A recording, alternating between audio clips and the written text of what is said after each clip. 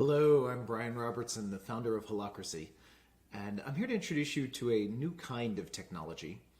I think when we think about technology for human flourishing, it's so common to think of the hard technologies, the physical technologies, software, the internet, computers, and I think we often don't pay attention to something far subtler yet more profound in our human experience, the social technologies.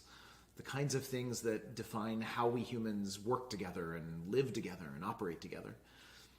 And those evolve just as much as the physical technologies do and are often fundamental in changing our human societies, our world. And holacracy is one social technology that's transforming the way people work together.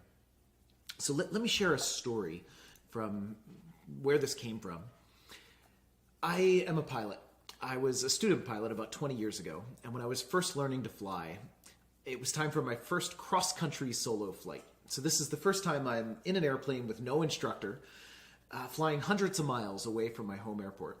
And I had only 20 hours of flight time, 20-some hours under my belt. They actually let you get in an airplane and fly it alone after 20-some hours. I was quite surprised. And along my journey, the low voltage light came on. Now, my instinct at this point, I don't know much about what that means, but my instinct is check the other instruments. And one by one, I check every other instrument on my dashboard. And one by one, every other instrument tells me nothing's wrong, everything's fine. My altimeter says I'm not losing altitude, airspeed says I'm not losing speed, navigation says I'm on course. Every other instrument says nothing's wrong, except the low voltage light. So I figured, this must not be that big of a problem. I'm just going to ignore it and keep flying. Only one instrument is reading anything wrong. I'll just ignore it. Turns out that was a really bad decision. Turns out the low voltage light is tuned in to information that none of the other instruments have. And I nearly crashed the plane that day. I ended up completely lost in a storm, no radios, no lights, almost out of fuel, and violating international airspace. Bad situation. I did make it down. As I'm reflecting on this then, I realize this is what we do in organizations. Right? When we show up in our workplace every day, we become the instruments for that organization's flight towards whatever purpose it's there to serve. We are the things that sense its reality. We tune into information, and we often tune into different information. Right? We're different people. We have different roles, different talents, different styles, different backgrounds. We sense different things. And yet, often, it's very difficult to influence the overall flight plan of our organizations. Often, we get outvoted. Have you ever been the low voltage light in your organization? Ever sensed something that could be better, that needed to be better, and found it really difficult to drive meaningful change? So when I had this experience, I was a new CEO. I was building a software company, that's my background, and I realized this is what we do, and I don't want to recreate this in my company. I want to build a different kind of company. There's got to be a better way. So I turned my software company into a laboratory. And for years we experimented. I went out looking for any new ideas, processes, techniques, anything I could find to help people drive meaningful change. I wanted deep empowerment. I wanted people to be able to actually impact the business in a way that I couldn't in all of my past experience in traditional companies. The results of that experimentation over many years would lead to what is now called holacracy. But before I get into what that is, I want to share another piece.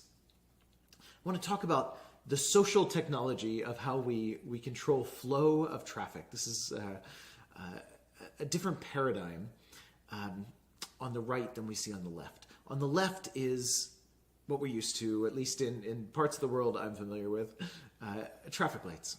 Traffic circles, much more common in Europe, and it took me a while to get used to them when I was driving there. On the right, the traffic circle, right, a different way of controlling flow of traffic in a city.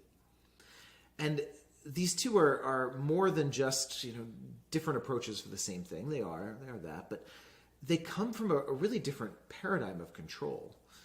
Right? On the left, the traffic light invites us to give up our autonomy. It invites us to sit back and be told what to do by an external authority. The traffic circle, not at all. It requires a lot more of you, the driver. But we've seen a lot of studies now of these two, and the studies consistently show one of these is far more effective at number of cars through in a given time, and that's the traffic circle. It's far more effective. It lets more traffic through in a given time.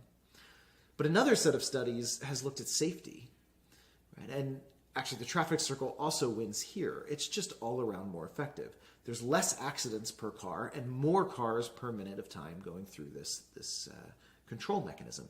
It works better, but it requires so much more, right, of the driver. You're not on the left in the traffic light. You don't have to lead. You just get to give up your autonomy. You get to wait and be told when to stop and when to go. Some external authority directs the action. But in a traffic circle, you have to stay present. You have to stay conscious. You have to attune to your surroundings.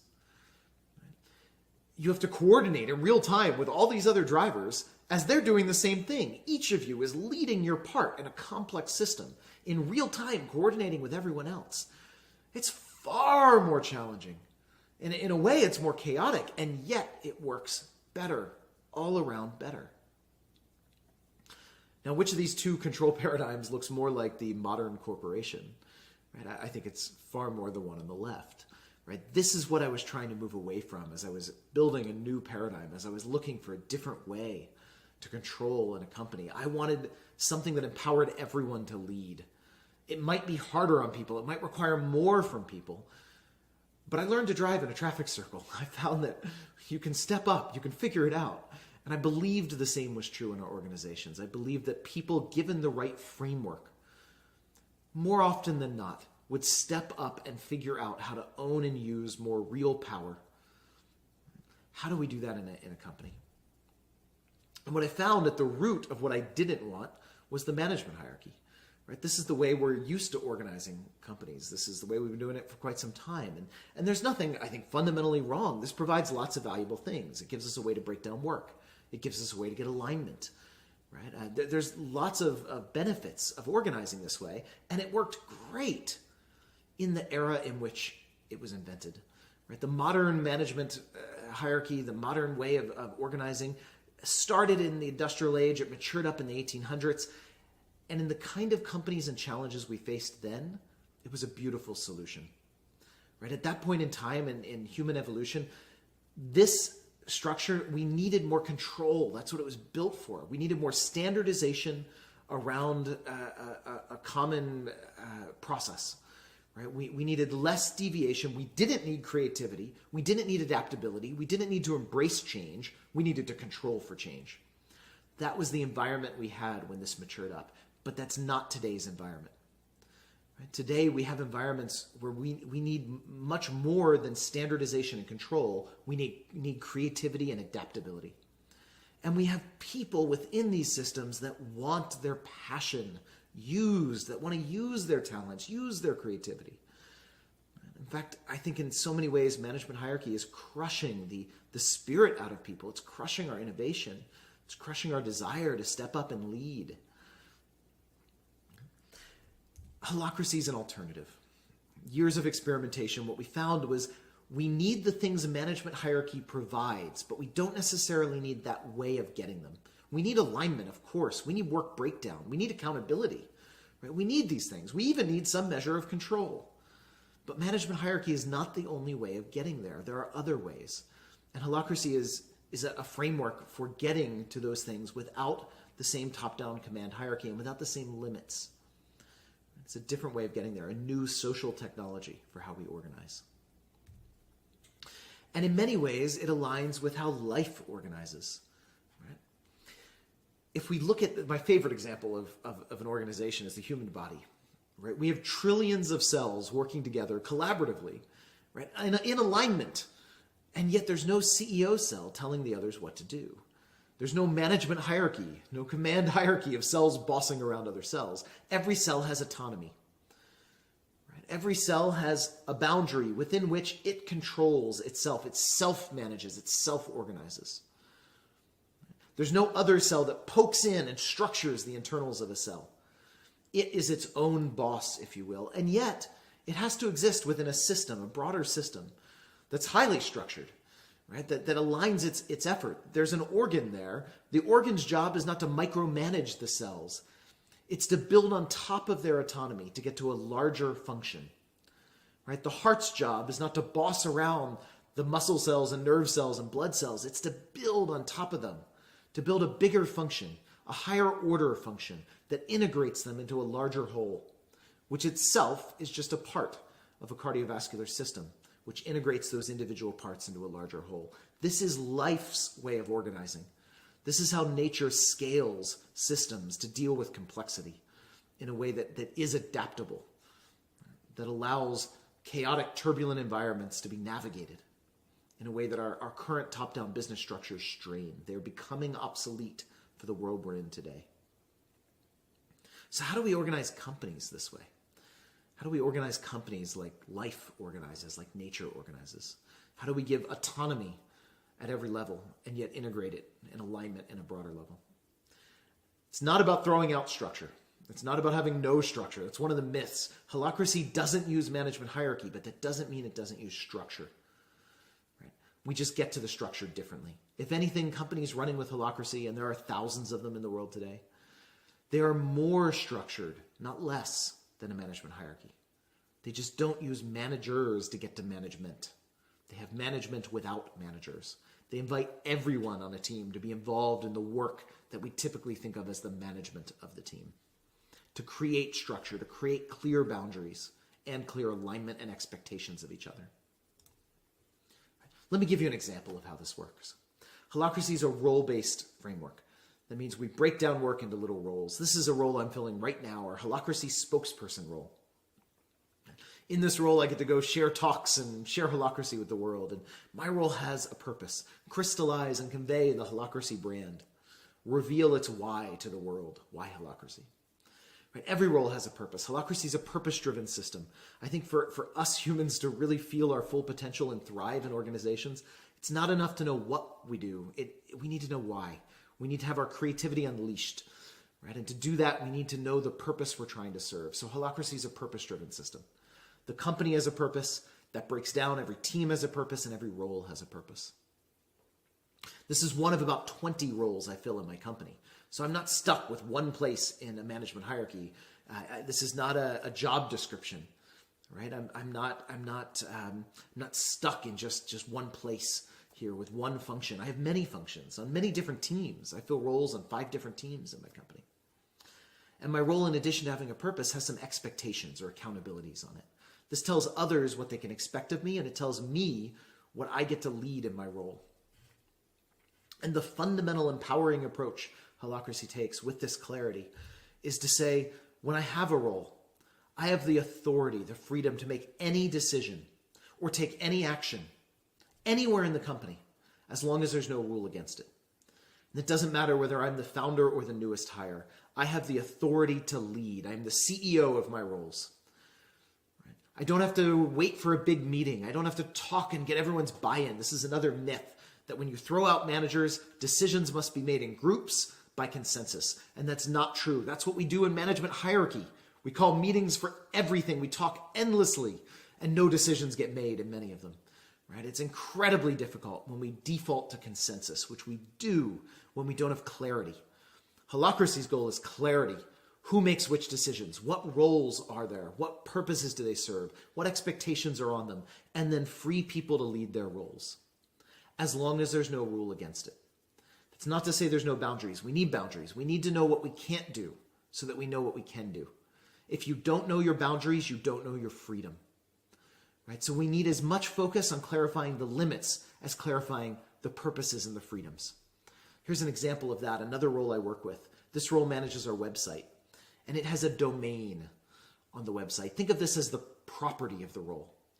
This role controls our website.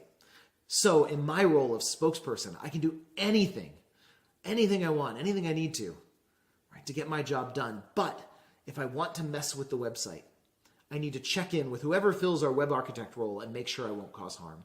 And it doesn't matter if I'm the founder and he's our newest hire. All that matters is his role controls the website. Right? When we start clarifying this way, this is breaking up who controls what. Right? Then we can take a stand which is within these boundaries. Honor your neighbor's property, but within that, lead your part of this system, just like we do in societies. We don't need to go check in with the local baron, right, to make sure we're okay to do what we want to do in our life. We know our limits, we know our boundaries, and we know our freedom. Right? We know we're free to lead our life within certain laws, certain regulations, certain property rights of our neighbors. That's what holacracy does. It clarifies the limits so we know our freedom. But even that isn't enough. You cannot clarify all of this up front. Empowerment requires a process to evolve the boundaries. Right? If you want really deep empowerment, you want to free people to lead. You can't try to get all those roles right up front. You won't be able to do it. You'll end up with a traditional job description. And let's be honest, when was the last time you looked something up in your job description? They're not useful because they're not real clarity. For these roles to be useful, they need to come from the team doing the work over time, not up front. We need to start with the simplest, lightest weight, most empty structure we can imagine, a skeleton, and then we need to build out the muscle on that skeleton as we learn together what we really need to expect from each other and what boundaries we really need to honor. So holacracy does that by adding a governance process on every team. This is my company's org chart. We don't have a management hierarchy, so there's no typical top-down org chart. Right? These are, think of it organically. Every green and blue dot there is a role, like a cell of an organization, and they're grouped into organs, the circles here. Right? The organs group them, it related functions grouped together. And every one of those circles is having a regular governance process. Every one of them is having this regular meeting where anyone filling a role in the team can propose a change to the structure of the team. They can propose adding roles, removing roles, adding expectations to roles, adding policies for the team. And everyone in the company is doing this, and every team they're a part of, they're invited to participate. And through this way, we have this organic living process where roles are evolving as we learn together. Here's an example, a true story of where this came from, or where one of my accountabilities came from. My third one. In my spokesperson role, I'm accountable for defining criteria for acceptable speaking engagements. And that came about because once, long ago, I have another role I work with called our casting agent role. Casting agent's job is to book me for talks. We do a lot of conference talks, so casting agent gets a lot of invitations to speak at conferences. And the person filling that role, she had to sort through these invitations, and she would often negotiate with the conference, build a relationship with the organizer.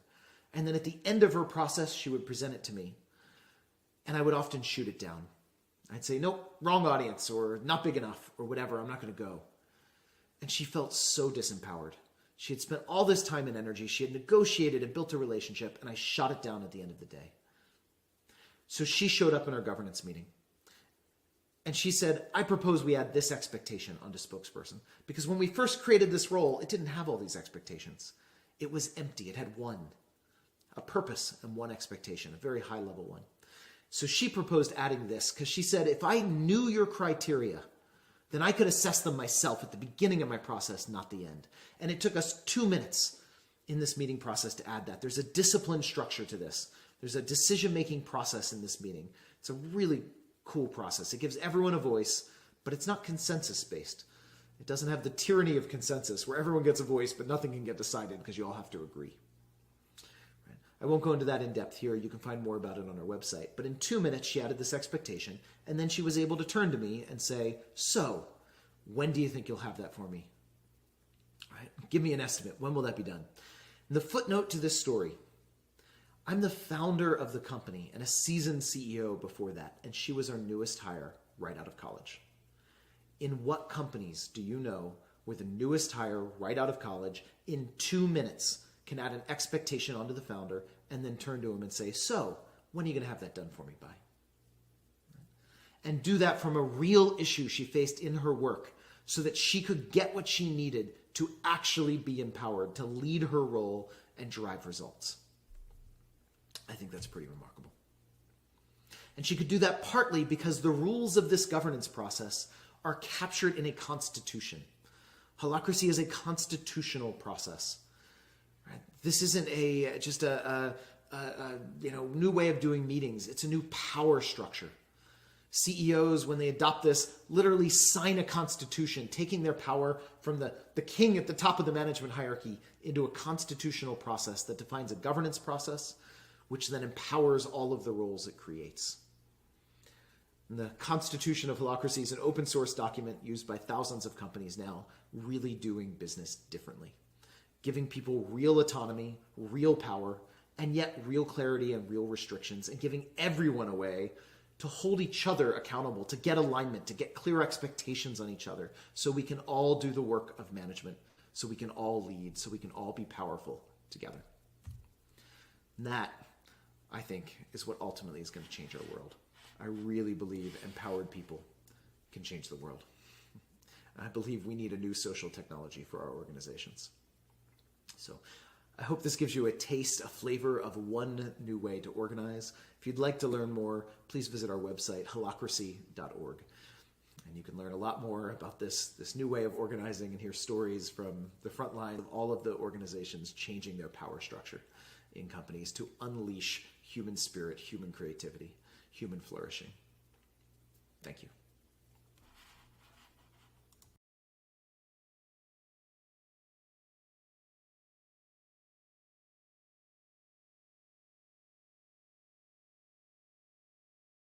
Hi, I'm Luisgallardo, the founder of the Worldhappiness Fest. I am so excited to invite you to the Worldhappiness Week from March 18th to the 23rd. It's going to be an incredible week. We have more than 150 guides and experts and our hosts from all over the world, all continents, more than 45 countries, sharing what is the future of happiness. Because as you know, as part of the Worldhappiness Fest and the foundation, we are realizing a world with freedom, consciousness, and happiness for all. But for that, we need you. And that's why on the 18th, we are going to focus on happiness at work. Then we are going to move into health, mental and physical health. And now that COVID is really hitting the whole humanity, we really want to understand the roots of suffering and how to manage and embrace it in order to move to another level. On the 20th, which is International Day of Happiness, we are going to focus on education, what systems are working right now, and how we can really create the conditions at school and in the education system that can help our kids to flourish. On the 21st, the focus is planet, is social impact, and how anybody, in whatever circumstances, small scale, large scale, we can really make a difference. Then we are going to be talking about technology on the 22nd of March, because right now in this time of the fourth industrial revolution or information revolution, we really have more connectivity than ever before. So how do we deal with that? What are the new technologies that are going to help us move to the next level? And then on March 23rd, the focus is on governance and policy making, how mayors, states and nations can really create policies and the conditions for all of us to flourish and to have a happy life. So, but for all of this, we need you. So you are more than invited. Please join us March 18th to the 23rd, Worldhappiness Fest, and you can join us at worldhappiness.foundation. We count on you.